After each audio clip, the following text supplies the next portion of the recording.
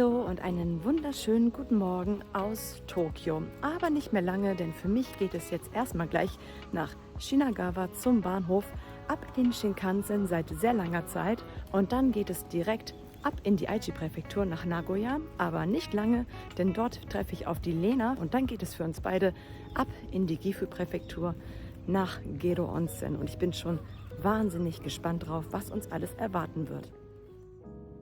Diese Tour wird übrigens auf der Webseite Nagoya is not boring angeboten, sowie viele andere interessante Touren. Schaut dort gerne mal vorbei. Den Link zur Tour sowie zur offiziellen Webseite Nagoya is not boring findet ihr unten in der Videobeschreibung. Eine Reise nach Gero kann man perfekt mit einem Aufenthalt inklusive Übernachtung in Nagoya verbinden, da es dort sehr viele Sehenswürdigkeiten zu sehen gibt. Natürlich hat auch im kulinarischen Bereich die Stadt sehr viel zu bieten, was sie geschmacklich von anderen Städten Japans sehr abheben lässt.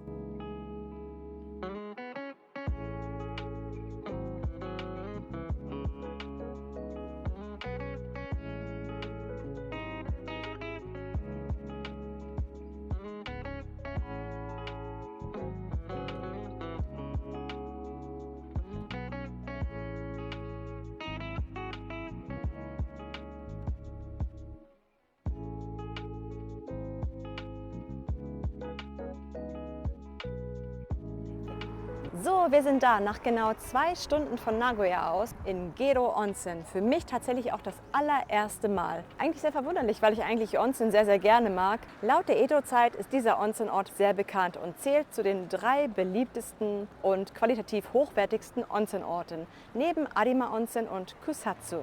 Das Wasser soll hier angeblich sogar so klar sein, dass man das Leitungswasser trinken kann, was normalerweise nicht so normal ist in Japan. Ich bin auf jeden Fall sehr gespannt, was mich hier in diesem Ort erwartet, sowohl kulinarisch als auch onsen-technisch. Und ihr seid auf jeden Fall dabei. Los geht's. Schauen wir uns um.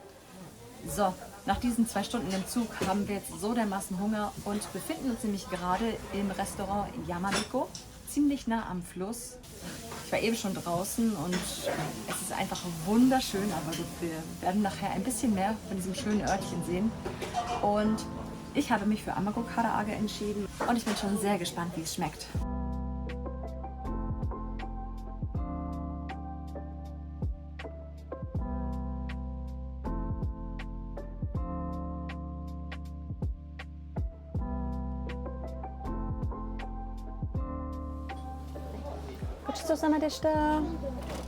Oh, es war so lecker, es war richtig, richtig gut. Es hat so gut geschmeckt, der Fisch war richtig knusprig, auch die Tsukemono, also so die eingelegten, das eingelegte Gemüse, es war so lecker. Also ich kann das wirklich sehr empfehlen. Die Lena hatte eher so das Traditional Food hier, es sah so lecker aus. Ach ja, ein kleines interessantes Wissen, eine Sache, wofür Gero auch sehr bekannt ist, ihr seht es hier im Hintergrund, Frösche. Denn Frösche machen im Japanischen nämlich Gero Gero und deswegen gibt es hier dermaßen viele Frösche überall. Sogar auch als Eis. Sieht lecker aus. Das erste, was einem hier natürlich in Gero Onsen auffällt, sind die verschiedenen Varianten von Onsen. Es gibt ja alles Mögliche. Vielleicht auch von meinen alten Videos kennt ihr auch die ganz bekannten Ashio für die Füße. Aber man darf natürlich auch die Hände nicht vergessen. Die werden auch angewendet. Die werden sehr erhitzt. Also ich glaube, im Winter ist das echt der Bringer, wenn man mal kalte Pfoten hat. Im Sommer vielleicht nicht so. Also es ist trotzdem sehr erfrischend, tut sehr gut, aber es ist heiß. Und was ich vor allem sehr gerne an Onsen mag, die Haut ist danach wahnsinnig weich und richtig samtig. Aber meine Haut ist gerade einfach nur brennend heiß.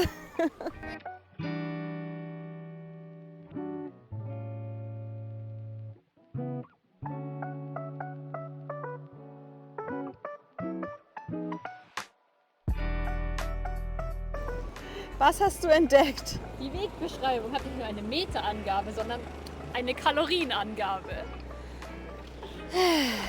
Japaner. Praktisch. Wir haben vor allem echt Glück dadurch, dass dieser Ort hier sich eher so in den Bergen befindet. Es ist kälter als woanders, weil ich meine, ich bin heute Morgen aus Tokio gestartet und bei uns fallen schon die ganzen Sakura-Blätter runter und werden halt zu normalen grünen Bäumen. Und hier hingegen, wie man sieht, ja, hier sind sie auch schon ein bisschen gegen Ende, aber es blüht auf jeden Fall mehr als in Tokio. Das liegt halt tatsächlich wirklich an den Temperaturen. Dieses Jahr waren die wirklich sehr früh dran, die Bäume.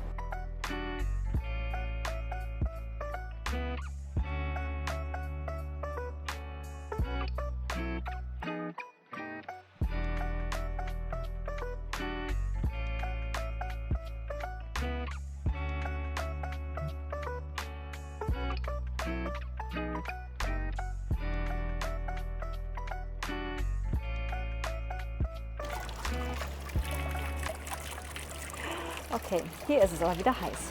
So, die große Frage, ob das hier jetzt auch so heiß ist wie da drüben. Enttäuschung, es ist kühl. Wie man das so macht. Okay, ich glaube, heiß wäre ein bisschen übel gewesen. Ich glaube, ich hätte mir sonst die Zunge verbrannt. Aber schade, ein wunderschöner, kleiner, süßer Schrein an dieser Ecke, aber leider kein Go-Shrine. Mal sehen, ob ich noch irgendwo einen finden werde.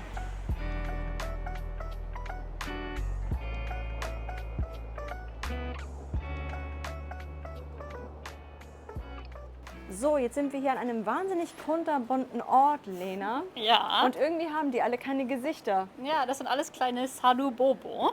Sarubobo. Genau, die kommen hier aus der Hida-Region. Das sind die traditionellen Puppen von hier. Und je nachdem, welche Farbe die haben, haben die unterschiedliche Aufgaben. Also sie bringen unterschiedlich Glück für Freunde, Geld, was auch immer. Und ja, die sind kunterbunt und total süß, oder? Total niedlich. Und vor allem bei den ganzen EMA kriegen sie wenigstens Gesichter drauf gemalt. Ja, genau.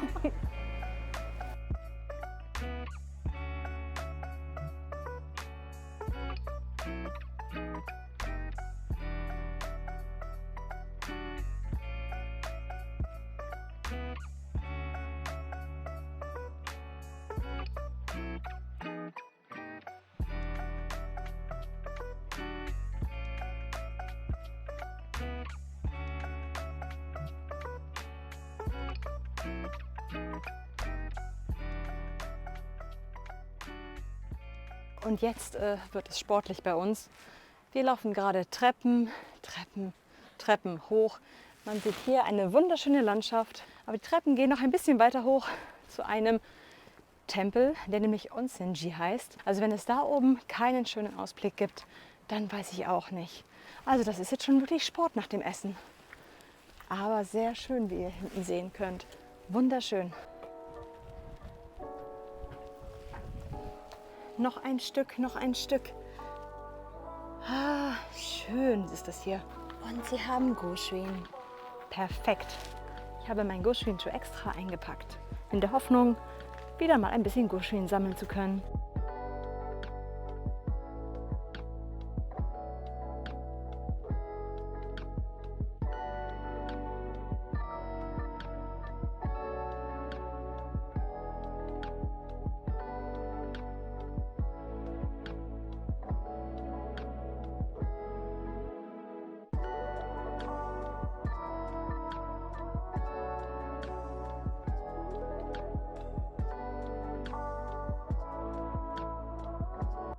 Hier ist es ganz einfach gemacht. Anstatt dass man sich anstellt und es reinschreiben lässt, liegen hier die ganzen Go-Shrine aus. Und man muss einfach, wie viel sind es, 300 Yen, hier in diese kleine Holzbox werfen und kann sich dann eins davon mitnehmen. Oder halt, ja, wenn man doch eher eine Onsen Musume bevorzugt, denn ja, typisch Japan, jeder Onsen-Ort hat seine eigene Onsen Musume. Und ja, wie es der Zufall so will, spontane Planänderung. Wir wollten ja eigentlich so richtig schön Streetfood genießen, ein bisschen was snacken. Aber warum auch immer haben heute am Dienstag die ganzen Läden irgendwie geschlossen. Aber es ist nicht schlimm, denn morgen hat alles auf und wir werden dann stattdessen morgen unsere kleine Snackparade machen. Naja, und ich muss sagen, also das Alternativprogramm kann sich durchaus sehen lassen, oder? Was meint ihr? Hier stehen wir vor dem Gashomura, einem Dörfchen, das, wie man eventuell sehen kann, ziemlich besonders aussieht von den Dächern her, denn dies sind ganz alte, traditionelle Strohdächer. Und vielleicht habt ihr sie schon mal bei den Häusern in Shirakawa-go gesehen, wo es immer ganz, ganz tolle Winterfotos gibt, wo die ganzen Häuser komplett schneebedeckt sind. Und ja, das sind diese sehr altertümlichen Häuser. Und hier, wie man auf der Karte sieht, stehen einige dieser Häuser, aber auch sollen dort wohl einige Sakura-Bäume stehen.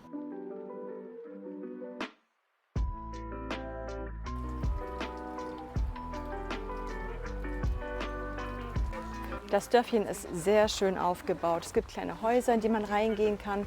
Überall kann man auch ein bisschen was snacken.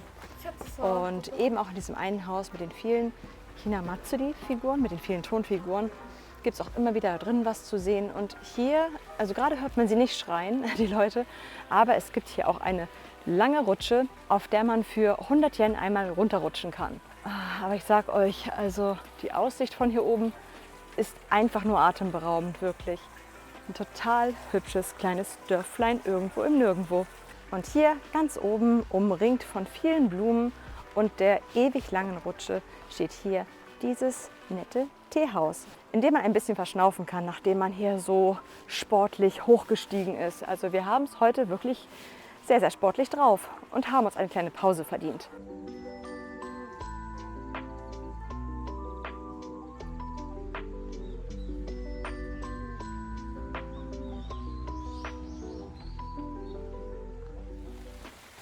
So, da wären wir bei unserer heutigen Bleibe Hotel Ameria. Und zwar diesmal ganz besonders mit Privat-Onsen auf dem Zimmer, wo wir auch schön fein essen werden. Ich glaube, wir sind heute irgendwie den ganzen Tag nur am Essen, kann das sein? Aber wir haben ja auch viel gesehen. So, ich bin auf jeden Fall schon sehr gespannt, wie es drin aussieht und vor allem, wie die sagenumwobene Gero Onsen Onsenwasserqualität ist. Finden wir es raus.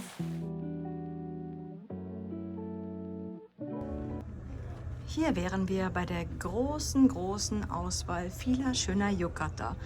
Gut, ich bin 1,70, also ich müsste mich jetzt zwischen einem etwas kürzeren oder einem etwas längeren entscheiden. Ich glaube, länger ist nicht schlecht. Immer diese Qual der Wahl bei den Yukata. Gar nicht so leicht. Der hier wird's.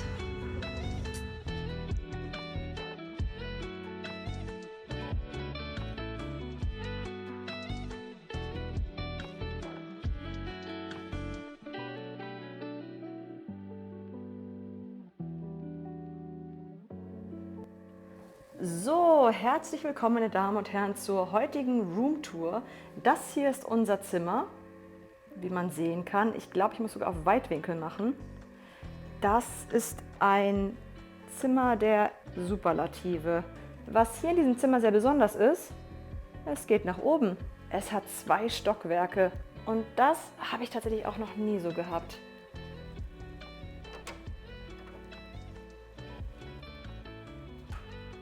Hier haben wir das Schlafzimmer. Auch wieder sehr viele Schränke, noch ein Fernseher und ein Rotemburo. Ein eigenes Onsen, das draußen steht. Solche Sachen sind natürlich immer sehr perfekt für Leute, die Tattoos haben. Also ich habe jetzt zum Beispiel keine, aber ich meine so generell. So Leute, es ist soweit. Zeit, endlich dieses Rotemburo hier etwas näher unter die Lupe zu nehmen und einfach diese wundervolle Aussicht hier zu genießen. Aber ganz wichtig ist es immer vor einem Onsen-Besuch generell erstmal ein kurzes, nicht Bad nehmen, aber sich kurz abduschen und die Haare zusammenbinden, wenn man lange Haare hat, denn sonst fliegen einem die ganzen Haare in das Wasser rein. Tada! Und umgezogen. Und zwar geht es jetzt nackig hier rein, denn okay, klar, man sieht natürlich immer in den ganzen Werbungen und so, wie die Mädels immer mit ihren Handtüchern bedeckt immer ins Onsen steigen, aber eigentlich geht man in ein Onsen normalerweise splitternackt rein. Kann man auch besser genießen.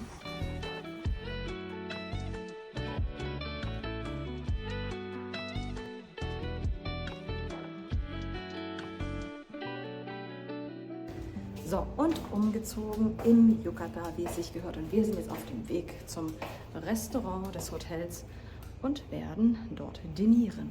Puh, da kommen wir her und werden schon so begrüßt von dem, was auf dem Tisch steht und liegt und einfach darauf wartet, von uns gegessen zu werden. Und die Sache ist die, es bleibt nicht dabei, denn hier haben wir das Menü und uns erwartet so einiges. Mehrere Gänge. Lena, ich hoffe, du hast Hunger? Ich helfe dir. So, dann würde ich sagen, Itadakimasu. Wow.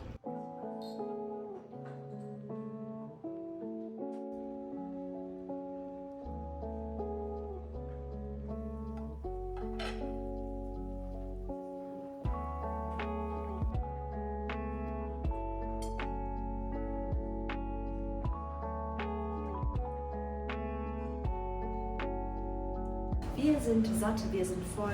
Jetzt müssen wir diesen wunderschönen Yukata leider wieder ausziehen, aber es ist nicht schlimm, denn es geht noch mal raus und es gibt Sakura bei Nacht. Yes, let's go!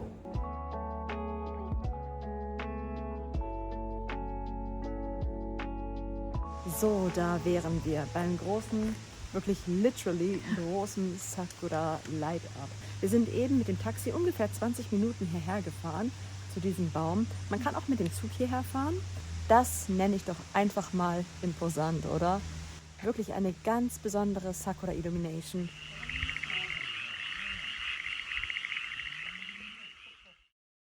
So, da wären wir wieder vor unserem Hotel, was auch schon auf uns wartet. Wir werden jetzt heute auch nicht mehr so viel machen. Ich glaube, wir werden eventuell nochmal das Rotemburo abchecken, also das für alle Gäste.